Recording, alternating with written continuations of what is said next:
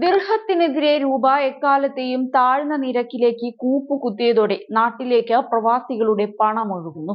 American തിരഞ്ഞെടുപ്പിൽ ട്രംപിന്റെ വിജയവും ഡോളർ ശക്തിപ്പെടുന്നതിന്റെ സൂചനകളുമാണ് രൂപ ഇടിവ് നേരിടാൻ കാരണമായത്.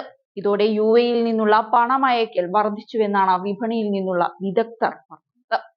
ഇന്ത്യയിലേക്കും ഫിലിപ്പീൻസിലേക്കും പണമയക്കുന്നതിൽ പ്രകടമായ വർധനവുണ്ടെന്നാണ് സൂപ്പർ ആപ്പ് ബോട്ടിമിന്റെ പ്രതിനിധി പറയുന്നത്.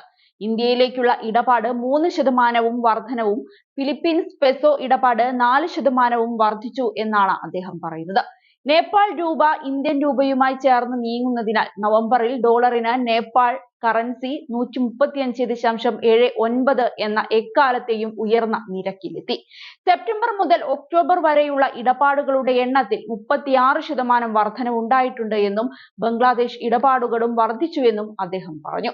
തിങ്കളാഴ്ചയാണ് രൂപ ചരിത്രത്തിലെ എക്കാലത്തെയും ഉയർന്ന ഇടിവ് നേരിട്ടത്.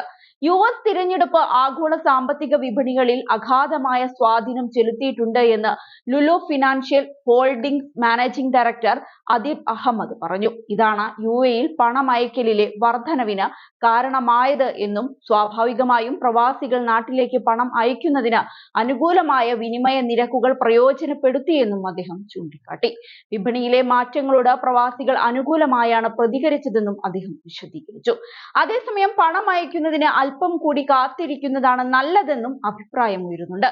US ധനനാണയ നയമിക്സിന്റെ പ്രതീക്ഷിത പാതയിലും ഉയർന്നു വരുന്ന താരിഫ് പ്രശ്നങ്ങളിലും ഇതിനകം തന്നെ വലിയ മാറ്റങ്ങൾ വരുത്തിയിട്ടുണ്ട് എന്നും അതിനാൽ പണമടയ്ക്കുന്നതിന് മുൻപ് കുറച്ചു സമയം കാത്തിരിക്കുന്നതാണ് നല്ലതെന്നും Century Financial chief investment officer Vijay Valecha പറഞ്ഞു.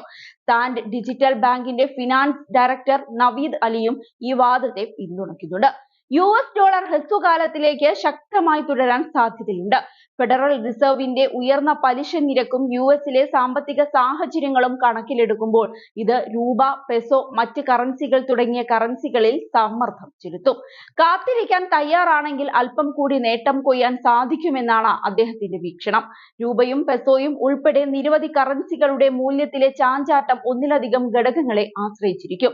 ആഗോള സാമ്പത്തിക പ്രവണതകൾ, പ്രാദേശിക ചലനാത്മകത, പണപ്പെരുപ്പം, പലിശ നിരക്ക്, സാമ്പത്തിക വളർച്ച, ഭൗമരാഷ്ട്രീയ അപകട സാധ്യതകൾ തുടങ്ങിയ ആഭ്യന്തര ഘടകങ്ങളും ഉൾപ്പെടുന്നുണ്ട്.